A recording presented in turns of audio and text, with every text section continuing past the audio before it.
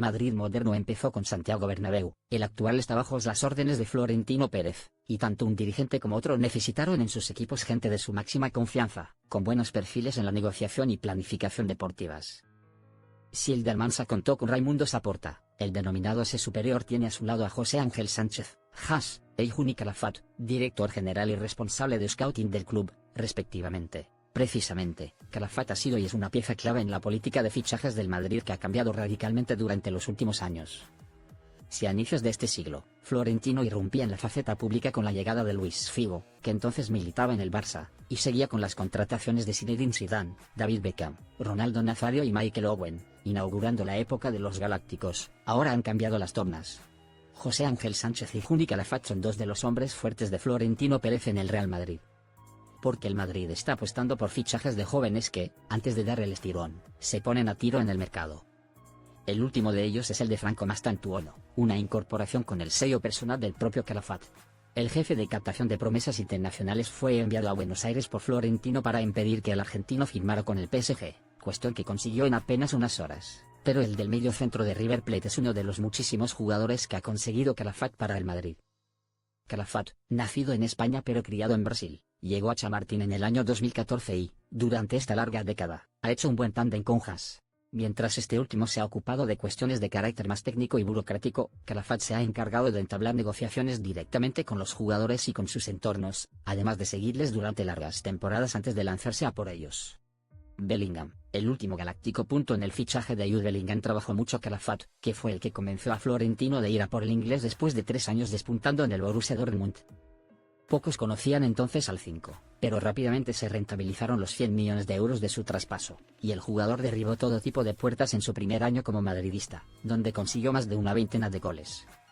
Se convirtió en un ídolo del madridismo, y es el último galáctico del equipo. Ahora se recupera de una operación de su hombro izquierdo para volver a sus mejores registros.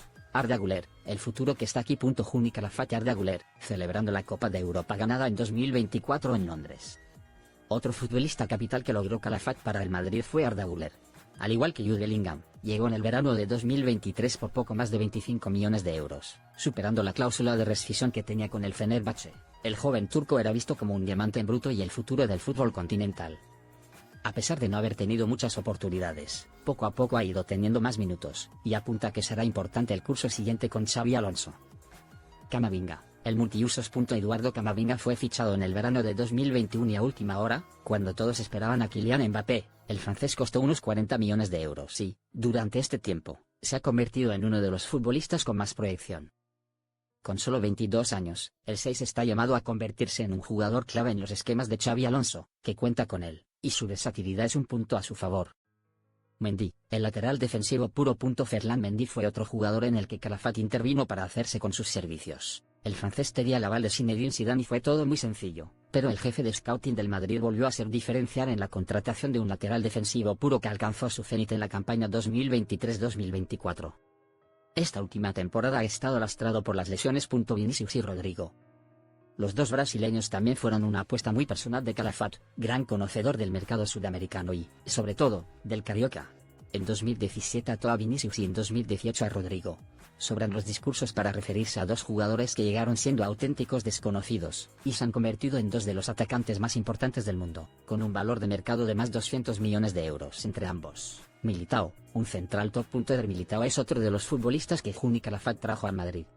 Llegó al Santiago Bernabéu con solo 21 años, y se convirtió entonces en el defensa más caro en la historia del club, cuando el Madrid pagó por su traspaso al Oporto 50 millones de euros.